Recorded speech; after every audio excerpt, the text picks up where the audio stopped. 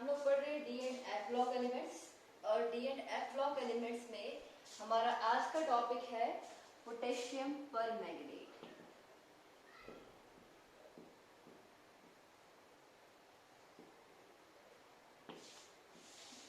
इसको हम देखते हैं KMnO4, इसका फॉर्मूला पर्पल कलर का होता है ये, ठीक है।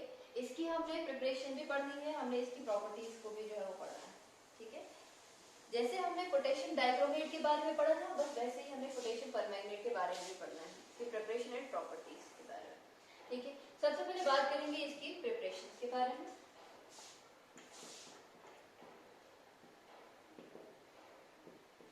ये प्रिपेयर होता है from pyrolusite ore. This potassium permanganate it is prepared from pyrolusite ore. Pyrolusite ore का फॉर्मूला क्या होता है? MnO2। इसकी प्रिपरेशन में दो स्टेप्स आते हैं। सबसे पहले तो पायरोलुसाइट ओर को हम पोटेशियम मैंगनेट में कन्वर्ट करते हैं, बाद में उस पोटेशियम मैंगनेट को हम पोटेशियम परमैंगनेट में जो है वो कन्वर्ट करते हैं। तो जो आपका पहला स्टेप होगा वो होगा conversion of pyrolusite into potassium manganate. Conversion of pyrolusite into potassium manganate, ठीक है। इसमें हम क्या करते हैं, यहाँ पे हम जो आपका पायरोलुसाइट ओर होता है उसको हम क्या करते हैं, या तो पोटेशियम हाइड्रोक्साइड के साथ ट्रीट करते हैं या फिर पोटेशियम कार्बोनेट के साथ ट्रीट करते हैं, और रिजल्ट में हमारे पास क्या बनता है, हमारे पास बनता है पोटेशियम मैंगनेट जो कि ग्रीन कलर का होता है, ठीक है। सपोज हमने क्या किया, MnO2 दैट इज पायरोलुसाइट ओर को हमने पोटेशियम हाइड्रोक्साइड के साथ किया और ऑक्सीजन के साथ ट्रीट किया, आपके पास बनेगा K2MnO4। This is your potassium manganate which is green colour, plus यहाँ पर बनेगा आपके पास वाटर। या फिर हम ये भी कर सकते हैं कि पायरोलुसाइट ओर को हम K2CO3 that is potassium carbonate के साथ ट्रीट करेंगे और ऑक्सीजन के साथ ट्रीट करेंगे, आपके पास बनेगा K2MnO4 प्लस वाटर की जगह पे क्या बनेगा, कार्बन डाइऑक्साइड बनेगा, ठीक है। रिएक्शन को बैलेंस करने के लिए पहले वाले में जो है ट्वाइस ऑफ MnO2 लगाएंगे, हम 4 टाइम्स KOH लगाएंगे, ठीक है। इधर आपके पास जो है वो ट्वाइस आ जाएगा K2MnO4 और 2 टाइम्स आएगा आपके पास वाटर, ठीक है। नीचे वाले को अगर हमें बैलेंस करना है तो हमें यहाँ पर जो है वो 2 टाइम्स करना पड़ेगा, यहाँ पे भी हमें 2 टाइम्स करना पड़ेगा, ठीक है। और आगे आपके पास जो है वो ट्वाइस ऑफ K2MnO4 बनेगा और ट्वाइस ऑफ आपके पास क्या बनेगा, कार्बन डाइऑक्साइड बनेगा। तो पहला स्टेप है, ये जो पायरोलुसाइट ओर है उसको हमें पोटेशियम मैंगनेट में कन्वर्ट करना है जो कि ग्रीन कलर का होता है। दो वे से हो सकता है, या तो पोटेशियम हाइड्रोक्साइड के साथ ट्रीट करके या तो पोटेशियम के कार्बोनेट के साथ ट्रीट करके, ठीक है। सेकंड होता है आपके पास conversion of potassium manganate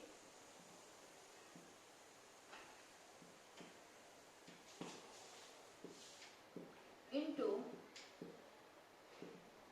potassium permanganate. अब हमने क्या बनाना है, पोटेशियम परमैंगनेट बनाना है। ये जो आपके पास सबस्टांस निकलता है यहाँ से, इसको हम क्या करते हैं, फिल्टर करते हैं, और फिल्टर जो है, फिल्टर करने के बाद आपके पास जो पोटेशियम परमैंगनेट हो सॉरी पोटेशियम मैंगनेट होता है उसको हम जो है कन्वर्ट करते हैं पोटेशियम परमैंगनेट में दो तरीके से, ठीक है। या तो केमिकली या तो इलेक्ट्रोलिटिकली, दैट इज हम जो है कर सकते हैं दो वे से। एक आपके पास है केमिकल ऑक्सीडेशन, दो तरीके होते हैं इसको इसमें कन्वर्ट करने के, एक होता है केमिकल ऑक्सीडेशन, दूसरा होता है इलेक्ट्रोलिटिक ऑक्सीडेशन।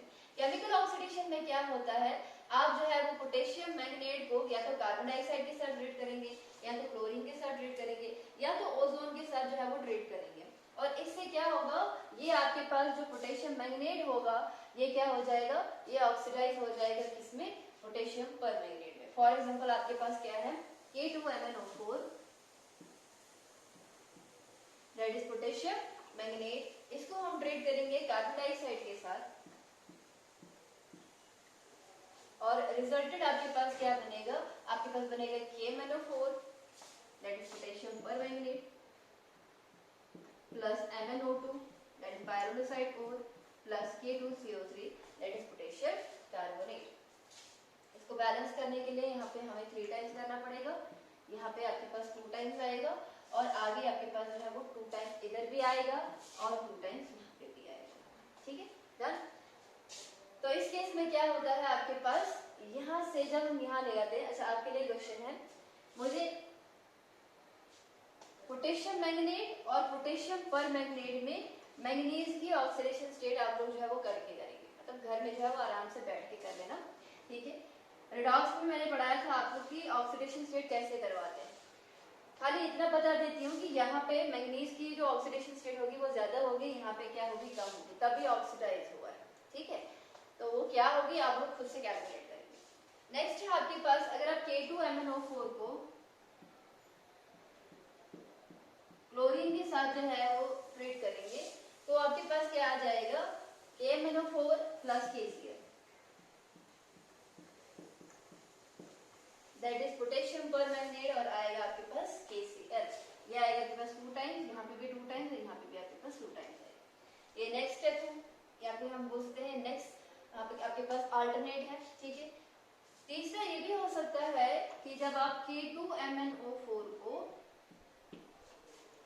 वाटर और ओजोन के साथ ट्रीट करेंगे, water plus O3 it forms potassium permanganate that is KMnO4, it forms KOH, it forms oxygen as well। ठीक है, इस रिएक्शन को बैलेंस करने के लिए हमें यहाँ पे 2 टाइम्स करना पड़ेगा और आगे भी हमें जो है वो twice of potassium permanganate and 2 times मेरे पास जो है वो KOH मुझे जो है वो करना पड़ेगा। ठीक है, तो ये था आपके पास केमिकल ऑक्सीडेशन, जिसमें हम जो है या तो कार्बन डाइऑक्साइड के साथ या तो क्लोरीन के साथ या तो ओजोन के साथ पोटेशियम मैंगनेट को ट्रीट करते हैं। ये ऑक्सीडाइज हो जाता है किसमें, पोटेशियम परमैंगनेट में। इसका ग्रीन कलर होता है और इसका पर्पल कलर होता है, ये भी याद रखिएगा। ठीक है, सेकंड होता है आपके पास इलेक्ट्रोलाइटिक ऑक्सीडेशन, इसीलिए मैंने ए लिखवाया ना, सेकंड है इसमें इलेक्ट्रोलाइटिक ऑक्सीडेशन। दूसरा वे जिसमें हम परमैंगनेट को जो है मैंगनेट को जो है वो परमैंगनेट में जो है वो कन्वर्ट कर सकते हैं। बी पार्ट आएगा इसका इलेक्ट्रोलाइटिक ऑक्सीडेशन। इलेक्ट्रोलाइटिक ऑक्सीडेशन में क्या करना है, आपके पास पोटेशियम परमैंगनेट है, उसको पानी में डिसॉल्व करेंगे। ठीक है,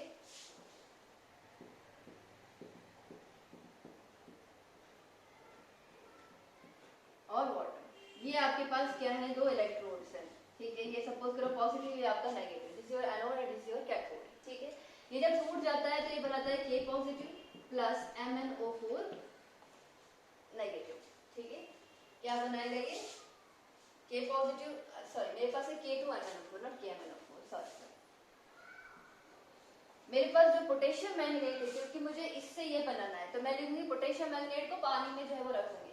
ठीक है, तो इस केस में क्या होगा कि ये जब टूटेगा ना तो ये क्या बनाएगा, twice of K positive ion और प्लस बनाएगा आपके पास MnO4 2 नेगेटिव आयन। ठीक है, वैसे वाटर भी जो है वो इलेक्ट्रोलिसिस होगी, इससे तो H positive ion plus OH negative ion, ऐसे आयन जो है वो इसके अंदर जो है वो बन जाते हैं।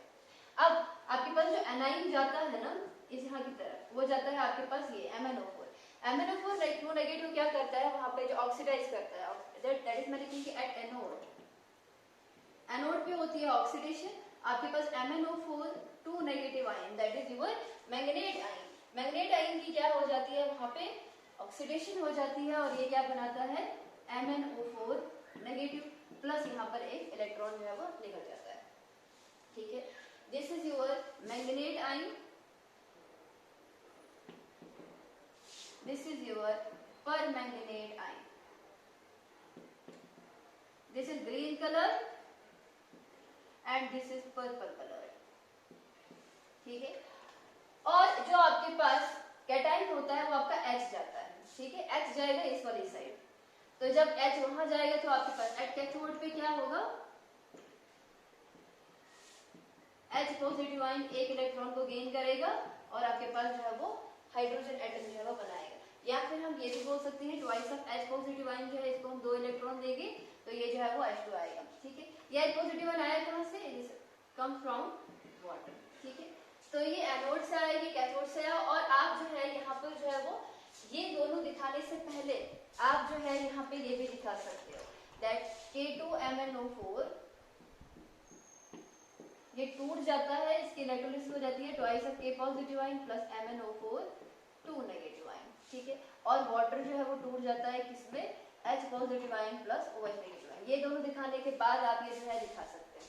ठीक है, अब क्या होता है ये जो है वो हाइड्रोजन की फॉर्म में जो है वो कैथोड पे निकल जाता है और ये जो है वो MnO4 negative that is permanganate की फॉर्म में जो है वो एनोड के ऊपर जो है वो डिपॉजिट हो जाता है। ठीक है, आपके सॉल्यूशन में K पॉजिटिव आयन है वो इसके साथ मिलकर क्या बनाता है? पोटेशियम परमैंगनेट बनाता है और इस तरह से आपका पोटेशियम परमैंगनेट जो है वो प्रोड्यूस होता है। ठीक है, तो ये थी इसकी प्रिपरेशन में हमने किया सबसे पहले तो पायरोलोसाइड को जो है वो हम कन्वर्ट करते हैं इनटू पोटेशियम मैग्नेट में। ठीक है, फिर हम पोटेशियम मैग्नेट को पोटेशियम परमैंगनेट में जो है वो कन्वर्ट कर सकते हैं दो वे से। एक है आपके पास केमिकल ऑक्सीडेशन, सेकंड था आपके पास इलेक्ट्रोलाइटिक ऑक्सीडेशन। अब बात करते हैं हम KMnO4 की प्रॉपर्टीज के बारे में।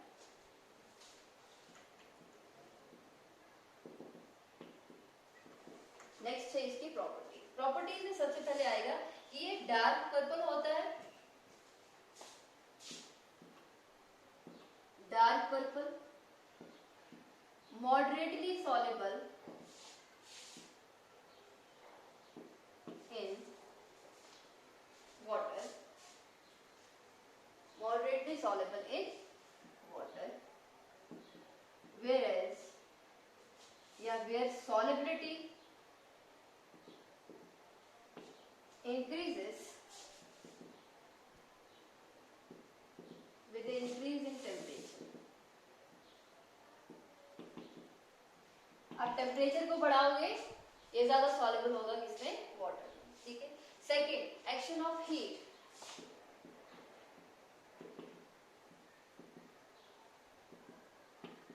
Action of heat. जब आप पोटेशियम परमैंगनेट को हीट करते हो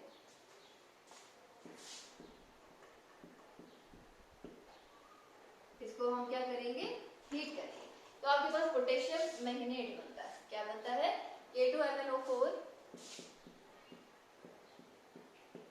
plus MnO2 plus oxygen.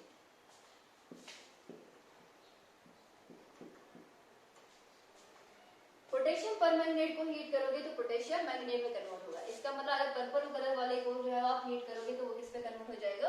Green colour का सब्सटेंस में जो है वो कन्वर्ट हो जाएगा। ठीक है, नेक्स्ट है आपके पास ऑक्सीडाइजिंग नेचर। सभी को पता है जो आपका KMnO4 होता है it act as very good oxidising agent.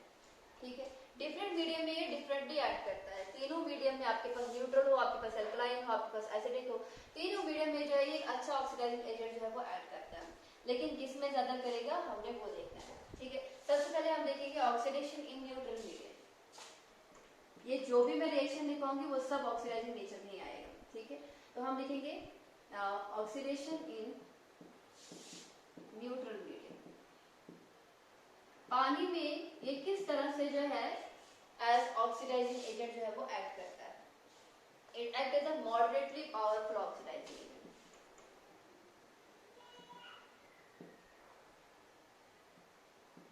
अच्छा खासा ऑक्सीडाइजिंग एजेंट ये ऐड करता है वाटर में।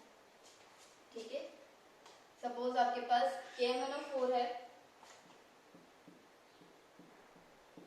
उसको आप वाटर में डिसॉल्व कर रहे हो, उस केस पे आपके पास क्या बनता है? आपके पास बनेगा KOH, आपके पास बनेगा MnO2 प्लस आपके पास बनेगा नेसेंट ऑक्सीजन। ठीक है, इस रिएक्शन को बैलेंस करने के लिए यहाँ पे करना पड़ेगा 2 टाइम्स, यहाँ पे करना पड़ेगा हमें 3 टाइम्स, ये 2 टाइम्स, ये 2 टाइम्स और यहाँ पे आपके पास 3 टाइम्स। क्योंकि ये 3 नेसेंट ऑक्सीजन को प्रोड्यूस करता है। जब आप उसको पानी में डालते हो ये नेसेंट ऑक्सीजन किसी को भी प्रोवाइड कर सकता है, that means it act as an oxidising agent. ठीक है, फॉर एग्जांपल ये जो है H2S को जो है वो सल्फर में जो है वो कन्वर्ट कर देता है, H2S टू सल्फर। यहाँ पे सल्फर की जो है वो -2 ऑक्सीडेशन स्टेट है, यहाँ पर जो है वो 0, -2 से 0 दैट इज ऑक्सीडेशन हो रही है, ठीक है। तो जब हम K2MnO4 सॉरी KMnO4 को H2S के साथ जो है रिएक्ट करवाते हैं तो आपके पास क्या बनता है, KOH MnO2 प्लस बनेगा आपके पास वाटर एंड प्लस बनेगा आपके पास सल्फर।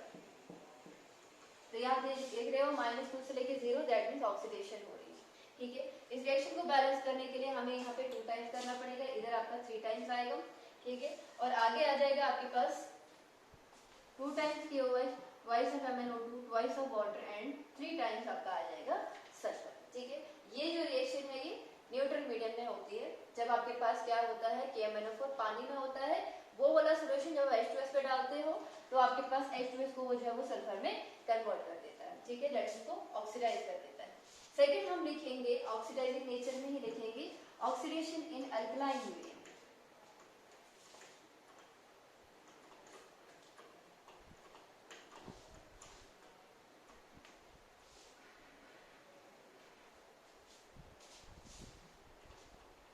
भी करेंगे हम ऑक्सीडेशन इन अल्कलाइन मीडियम। अब अगर आपके पास अल्कलाइन मीडियम होता है तो उस केस में आपके पास जो पोटेशियम परमैंगनेट होता है वो कैसे रिएक्ट करता है, आपके पास एक KMnO4, उसको आप पोटेशियम हाइड्रोक्साइड के साथ क्या करेंगे, ट्रीट करेंगे। तो आपके पास बनेगा K2MnO4 प्लस बनेगा वाटर और प्लस आपके पास क्या बनेगा, ऑक्सीजन बनेगा, नेसेंट ऑक्सीजन बनेगा। रिएक्शन को बैलेंस करेंगे, यहाँ पे भी 4 टाइम्स कर देंगे, यहाँ पे भी हम 4 टाइम्स करेंगे और आगे आपके पास जो है वो यहाँ पे 4 टाइम्स आ जाएगा, इधर आपका 2 टाइम्स आएगा, इधर आपके पास जो है वो 1 टाइम ऑक्सीजन जो है 2 टाइम्स ऑक्सीजन जो है वो आ जाएगा, ठीक है। तो जब आप पोटेशियम हाइड्रोक्साइड को KMnO4 के साथ रिएक्ट करवाते हो आपके पास बनेगा K2MnO4 that is potassium manganate plus water plus oxygen. इस कंडीशन में ये जो आपके पास बनता है ना, पोटेशियम मैंगनेट वाटर के साथ फिर से रिएक्ट करता है, ऐसा नहीं कि ये रिएक्शन फाइनल होती है, नहीं। आपने पोटेशियम मैंगनेट परमैंगनेट को जो है वो पोटेशियम हाइड्रोक्साइड के साथ ट्रीट किया, आपके पास पोटेशियम मैंगनेट बना, वाटर बना और नेसेंट ऑक्सीजन बना। वो पोटेशियम मैंगनेट जो है वो वाटर के साथ फिर से रिएक्ट करता है, तो आपके पास क्या बनेगा, आपके पास बनेगा K2MnO4 जब ये क्या करेगा, वाटर के साथ रिएक्ट करेगा तो आपके पास बनेगा MnO2, KOH और ऑक्सीजन।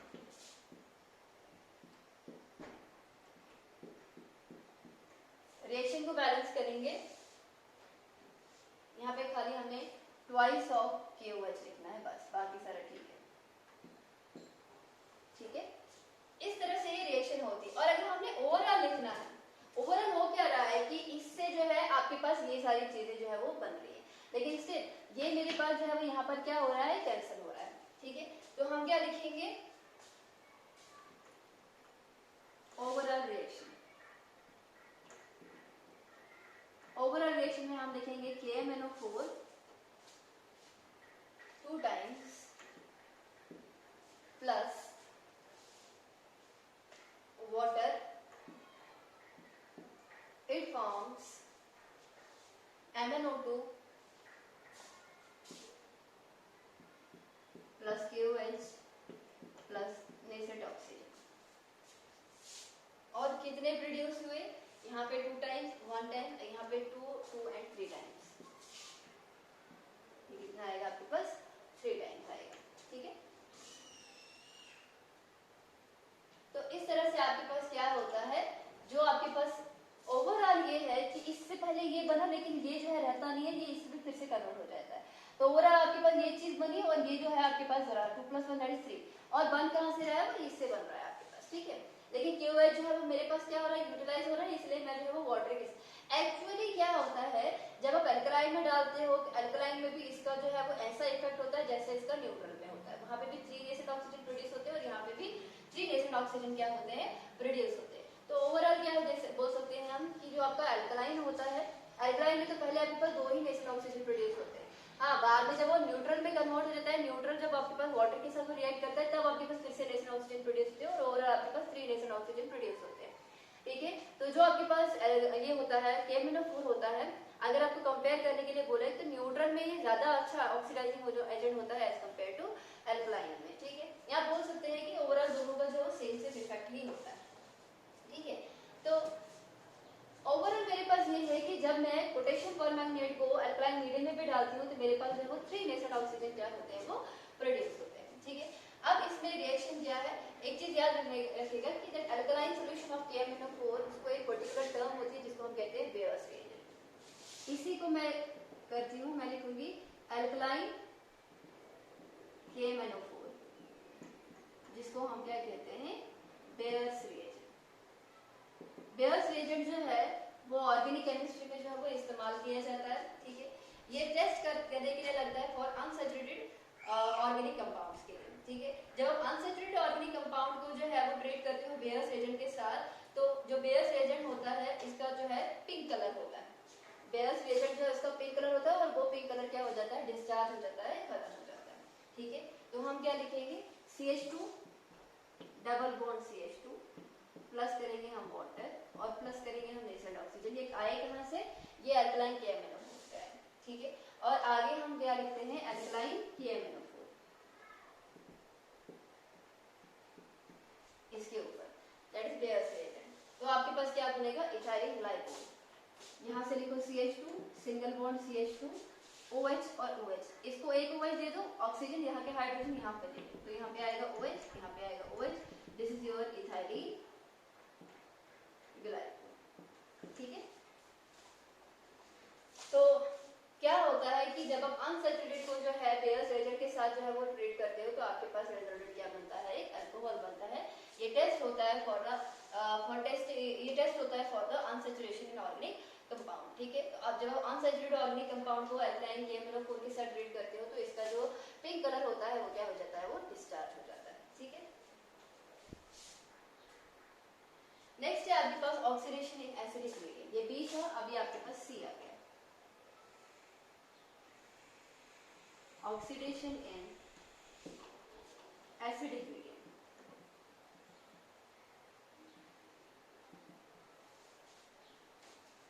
एसिडिक मीडियम में ये ऐड करता है स्ट्रॉन्ग ऑक्सीडाइजिंग एजेंट, सबसे स्ट्रॉन्ग तो ये एसिड ही ऐड करता है।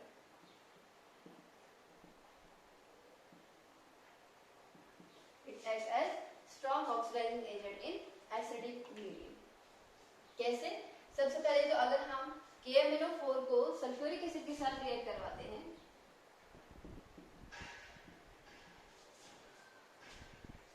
तो आपके पास क्या बनता है K2SO4 that is potassium sulphate, आपके पास बनेगा MnSO4 दैट इज मैंगनीज का सल्फेट, आपके पास वाटर बनेगा और आपके पास नेचुरल ऑक्सीजन जो है वो प्रोड्यूस होंगे। रिएक्शन को बैलेंस करेंगे, यहाँ पे लिखेंगे हम 3 टाइम्स, इधर लिखेंगे हम 3 टाइम्स और यहाँ पे आपका आ जाएगा 2 टाइम्स MnSO4, वाटर आपके पास जो है वो 3 टाइम्स आएगा और 5 टाइम नेचुरल ऑक्सीजन यहाँ पे प्रोड्यूस होते हैं। जितने ज्यादा नेचुरल ऑक्सीजन प्रोड्यूस होंगे उतने ही ज्यादा वो किसी को ऑक्सीडाइज कर सकता है। दैट मींस क्योंकि आपके एसिडिक मीडियम में सबसे ज्यादा नेचुरल ऑक्सीजन प्रोड्यूस हो रहे हैं तो जो आपका KMnO4 होता है वो सबसे ज्यादा अच्छा ऑक्सीडाइजिंग एजेंट जो है वो एसिडिक मीडियम में ही जो है वो एक्ट करता है, ठीक है। सपोज यहाँ पर हम जो है इसकी रिएक्शन लिखेंगे फेरस टू फेरिक में इसको कन्वर्ट कर देते हैं। जब आप फेरस सॉल्ट को जो है एसिडिक KMnO4 के साथ ट्रीट करते हो तो ये जो है वो फेरस सॉल्ट को जो है वो फेरिक में कन्वर्ट कर देता है। सपोज कैसे, KMnO4 जो है उसको हम सल्फ्यूरिक एसिड के साथ ट्रीट करेंगे क्योंकि एसिडिक मीडियम में चल रहा है, ठीक है। और प्लस हम इसको ट्रीट करेंगे FeSO4 के साथ, आपके पास बनेगा K2SO4 that is potassium sulphate plus आपके पास बनेगा मैंगनीज का sulphate that is MnSO4 plus बनेगा आपके पास Fe3SO4 whole Fe2SO4 whole 3 times और प्लस आपके पास क्या बनेगा वाटर, ठीक है। रिएक्शन को बैलेंस करेंगे, ट्वाइस ऑफ KMnO4 आ जाएगा, ठीक है। 8 टाइम्स आएगा आपके पास सल्फ्यूरिक एसिड, 10 टाइम्स आएगा आपके पास फेरस सल्फेट और आगे आएगा आपके पास 1 टाइम K2SO4, 2 टाइम्स आएगा आपके पास MnSO4,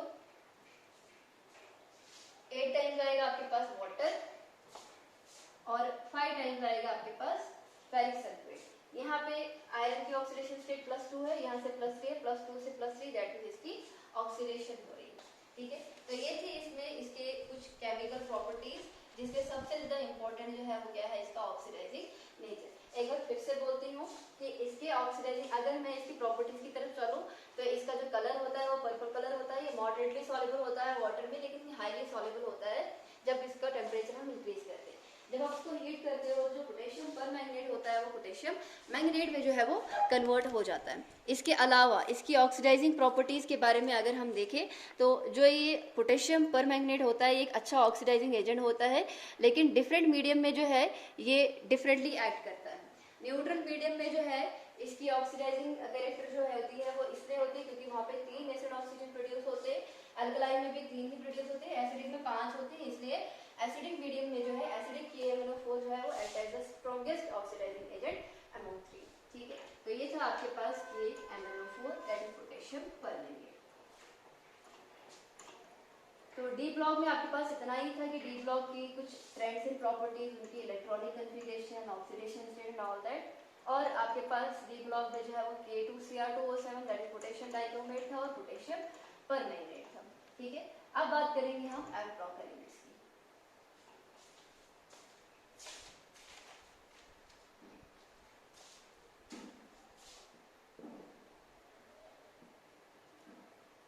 F block elements, F block elements में 2 सीरीज आती है, एक आती है आपके पास लैंथेनाइट सीरीज और दूसरी आती है आपके पास एक्टिनाइट सीरीज। इनको हम इनर ट्रांजिशन एलिमेंट्स भी कहते हैं।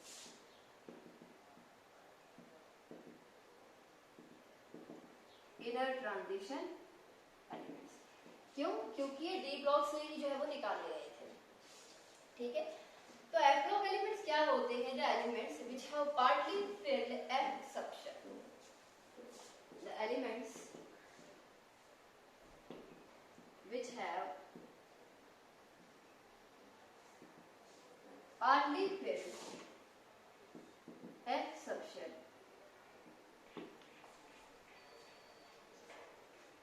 in their atomic or ionic state, in their atomic or ionic state, and in which the last electron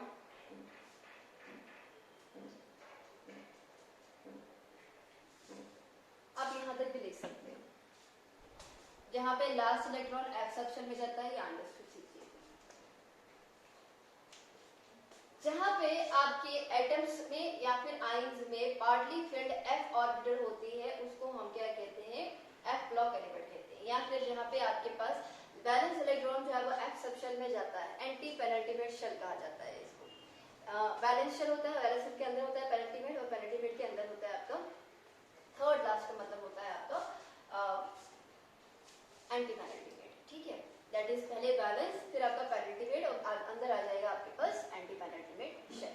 ठीक है, और अगर आपके पास वो एफ सबशेल जो होती है वो क्या होती है? पार्टली फिल्ड होती है, तो हम कहेंगे वो क्या है आपके पास एफ ब्लॉक एलिमेंट्स। 2 सीरीज आती है इसमें, एक आती है आपके पास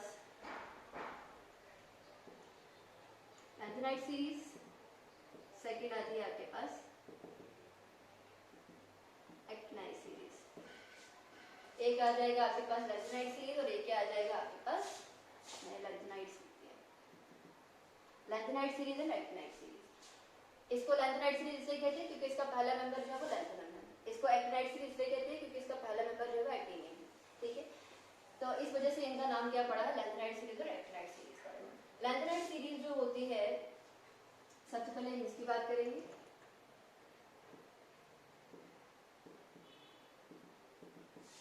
यहाँ पे जो बैलेंस शेल या फिर जो कॉमन इलेक्ट्रॉनिक कन्फिगरेशन होती है वो होती है n-2f 1 to 40, n-1 d0 या फिर 1 एंड ns यहाँ पे होता है 2। This is your antepenultimate shell, this is penultimate shell and this one is your valence shell. Valence shell में इसमें क्या होते हैं? कंप्लीट 2 ऑर्बिटल 2 इलेक्ट्रॉन्स प्रेजेंट होते हैं। डी में जो आपके पास पेनल्टीमेट होता है उसमें या तो 0 हो सकता है या फिर 1 हो सकता है, वेयर जो आपका एफ होता है उसपे आपके पास क्या होते हैं? 1 से लेके 14 एलिमेंट्स जो होते हैं वो प्रेजेंट हो सकते हैं। अब बात करते हैं इनकी इलेक्ट्रॉनिक कॉन्फ़िगरेशन के बारे में और इनकी ऑक्सीडेशन स्टेट के बारे में। ये स्टार्ट होता है सबसे पहले लैंथेनम।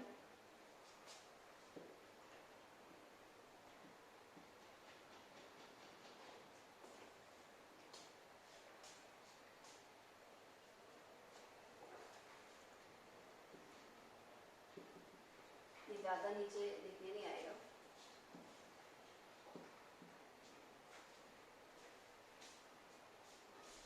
एक काम करती हूँ, ये ऊपर वाला मिटा देती हूँ, फिर एक साथ में ये सारा लिख देती हूँ।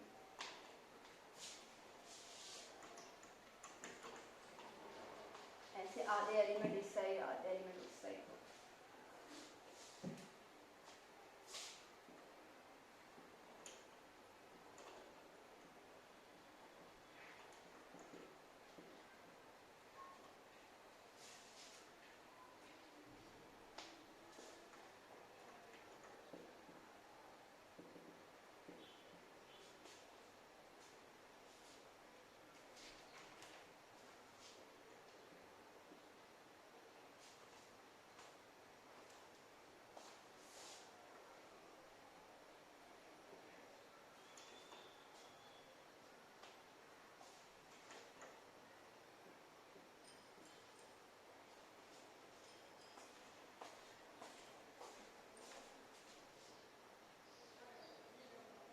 ये आपको लास्ट वाला दिख रहा ही होगा, तो मैं इन एलिमेंट्स को जो है वो इस साइड लिख देती हूँ।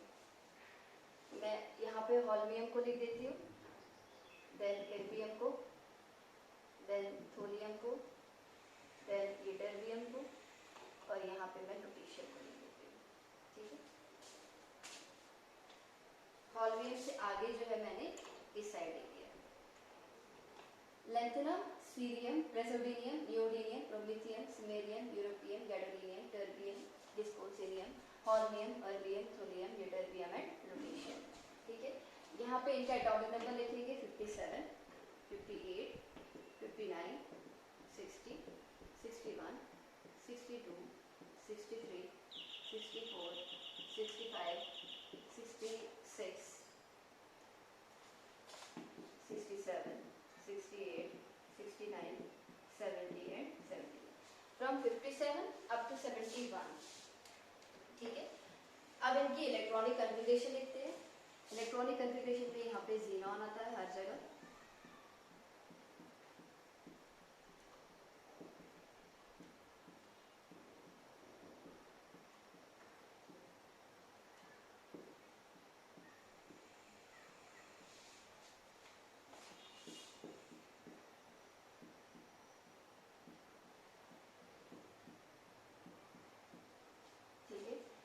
ज़ीनॉन की बात जो आपका आता है वो आता है 4f, then 5d, then 6s।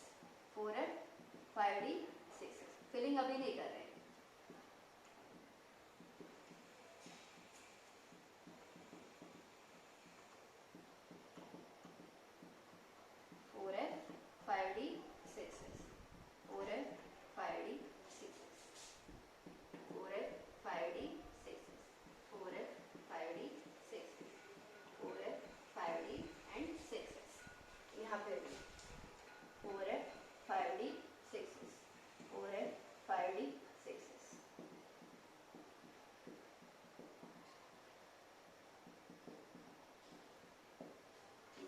अब इसकी हम क्या करेंगे, फिलिंग करेंगे। जो आपका पहला होता है इसमें तो 4f प्रेजेंट होता ही नहीं, तो इसमें जो है वो 4f की जरूरत नहीं है। ठीक है, यहाँ पे आता है आपके पास 5d1, 6s 2। फिर सेकंड आता है आपके पास 4f1, 5d1, 6s 2। पहले मैं f को फिल करती हूँ 1, 3, 4, 5, 6, 7, 8, 9, 10, 11, 12, not 9, सॉरी 7 के बाद यहाँ पे 8 नहीं आएगा, यहाँ पे आएगा 9, यहाँ पे 10, यहाँ पे 11, यहाँ पे 12, यहाँ पे आपका आएगा 30, इधर आपका 40, यहाँ पे भी आपका 14 आएगा। ठीक है, अब हम जो है वो 6s को फिल करेंगे। तो चूंकि यहाँ पे NH2 हो होता है तो 6s2 जो है वो हर जगह होगा।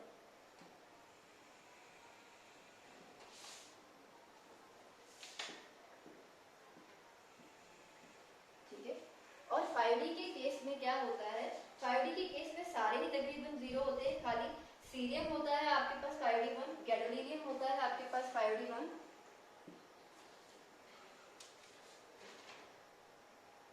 और आपके पास लुटेशियम जो है वो आएगा आपका 5D1, बाकी सभी जो है वो 5D0 आएंगे।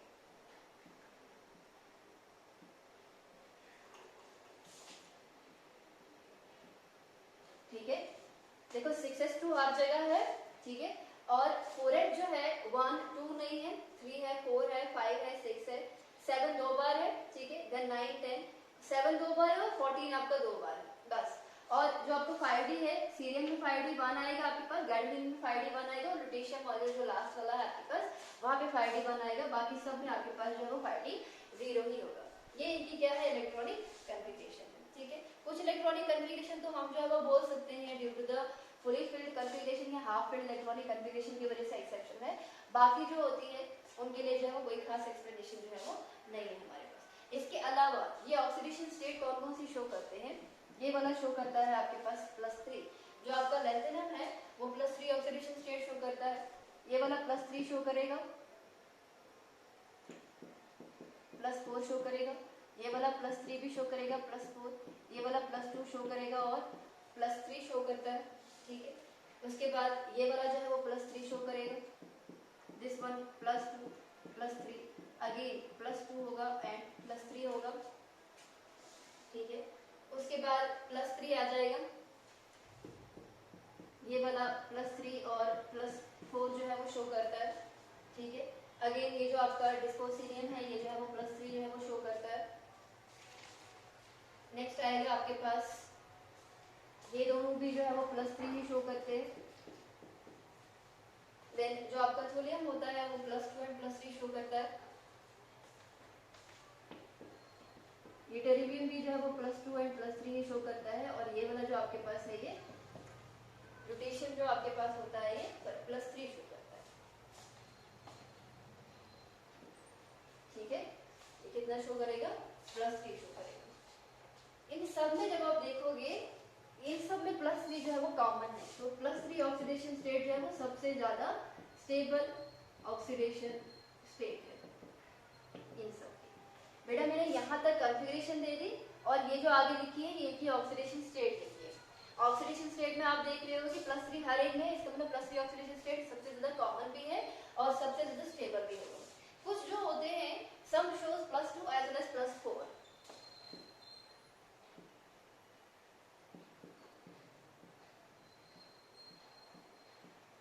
As most common oxidation state. ठीक है, जैसे आपके पास क्या है, आपके पास सीरियम है,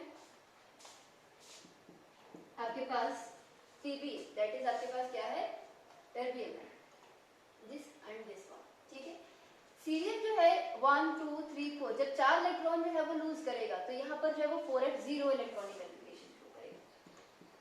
4s0 एम्प्टी ऑर्बिटल या फिर फुली फिल्ड या फिर हाफ फिल्ड। पीछे तो आपके पास जब सीरियम जो है वो 4 इलेक्ट्रॉन जो है वो लूज करता है, इसके पास जो है वो इलेक्ट्रॉनिक कन्फ्यूजन ज़ीनॉन की तरह बनती है। इसका मतलब सीरियम जो होता है वो +4 जो है वो ज्यादा अच्छा शो करेगा +3 के मुकाबले में। वैसे ही आपके पास टर्बियम है, ये भी जब आपके पास क्या करेगा, 2 यहाँ से निकालोगे 2 यहाँ से, यहाँ पे आपके पास 4s7 बचेगा।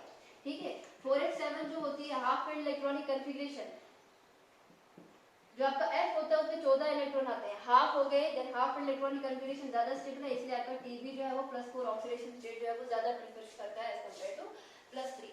वैसे ही आपके पास जो यूरोपियम है या फिर जो आपका यूटेरबियम है, ये दोनों जो है वो +2 ऑक्सीडेशन स्टेट मोस्टली शो करते हैं। देखो ये है आपका यूटेरबियम और यहाँ पे है आपका यूरोपियम। यहाँ पे मैं +2 दो को निकाल दो, मेरे पास 4s7 बचेगा, इसीलिए यूरोपियम जो है वो +2 ऑक्सीडेशन स्टेट प्रेफर करता है। ठीक है, मैं यूटेरबियम की बात करूँ, यहाँ से 2 इलेक्ट्रॉन निकल गए, मेरे पास 4f14 बचता है, फुली फिल्ड इलेक्ट्रॉनिक कन्फिग्रेशन, इसीलिए यूटेरबियम जो है वो +2 ऑक्सीडेशन स्टेट जो है वो ज्यादा प्रेफर करता है ओवर +3 ऑक्सीडेशन स्टेट। ठीक है, तो ये था, ये जो लैंथेनाइट सीरीज थी इसका मैंने आपको इलेक्ट्रॉनिक कन्फिग्रेशन बता दिया, ऑक्सीडेशन स्टेट बता दी, मोस्ट कॉमन ऑक्सीडेशन स्टेट बता दी, और कुछ ऐसे एलिमेंट बताए जो मुकाबले में कुछ और ऐसी ऑक्सीडेशन स्टेट शो करती है जो +3 से क्या होती है, ज्यादा स्ट्रेचिंग होती है। बात करेंगे इसकी केमिकल रिएक्टिविटी के बारे में।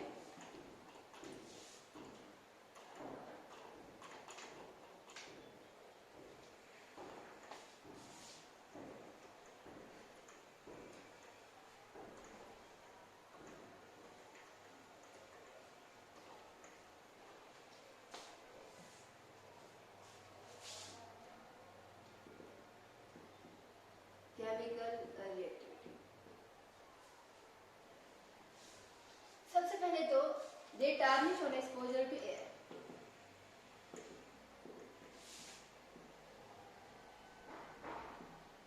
एयर की प्रेजेंस में ये क्या होते हैं, ये टार्निश होते हैं। Second, in finely divided state they form sesquioxide, SeSQuioxide। Sesquioxide जो है उसका फॉर्मूला होता है Ln2O3। सिस्क्यू ऑक्साइड का मतलब होता है ऐसे ऑक्साइड जिनमें आपके पास ऑक्सीजन 3 रेशो में होता है और दूसरा एटम जो होता है वो 2 रेशो में होता है। और जो भी आपके लैंथेनाइड एलिमेंट्स होते हैं वो जो है वो सिस्क्यू ऑक्साइड ही बनाते हैं, except cerium which form CeO2 as its oxide। ठीक है। थर्ड है आपके पास they react slowly with water। ठीक है, they react slowly with cold water।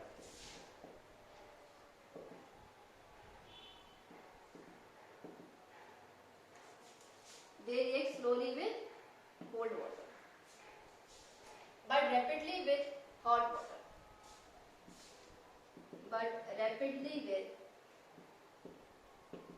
water, to form hydroxide. Hydroxide का फॉर्मूला क्या होता है यहाँ पे LnOH3। जिस Ln जो है ये आपको कोई भी लैंथेनाइड एलिमेंट जो है वो हो सकता है।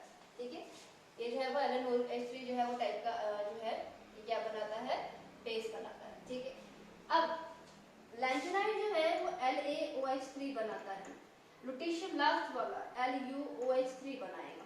इन दोनों में से ज्यादा बेसिक कौन होगा, जो आसानी से OH देगा वो ज्यादा बेसिक होता है।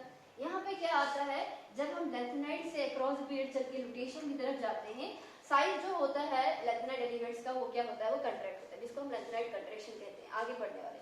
ठीक है, तो ये लुटेशियम जो होता है उसका साइज क्या होता है, छोटा होता है। अब जानते हो कि फजान रूल के हिसाब से कोवलेंट बॉन्ड ज्यादा स्ट्रॉन्ग कौन बनाता है, जो कैटाइन छोटा होता है। तो ये जो लुटेशियम होता है ये स्ट्रॉन्ग कोवलेंट बॉन्ड बनाता है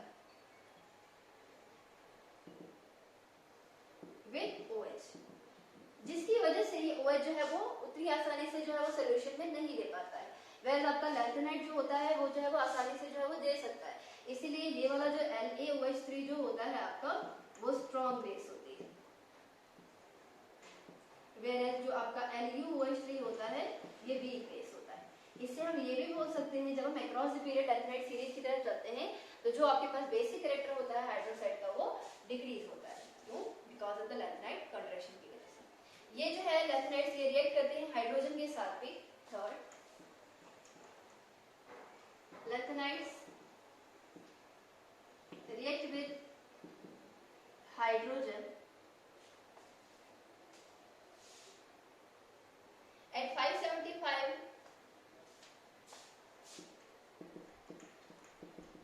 675 Kelvin, 575 to 675 Kelvin to form hydride, जिनका फॉर्मूला होता है LnH3। ट्राईहाइड्राइड से बनाते हैं। ठीक है, इसके अलावा ये हाइड्रोजन, ऑक्सीजन और सल्फर के साथ भी जो है रिएक्ट करते हैं। ये जो चीजें हैं ये इतनी ज्यादा इंपॉर्टेंट नहीं है, इसलिए मैंने इनको थोड़ा सा ब्रीफ करके ही आपको जो है आपको बोल दिया। ठीक है, अब इसमें बचता है आपका लैंथेनाइड कंट्रैक्शन और आपकी एक्टिनाइड सीरीज, उसको हम जो है नेक्स्ट लेक्चर में जो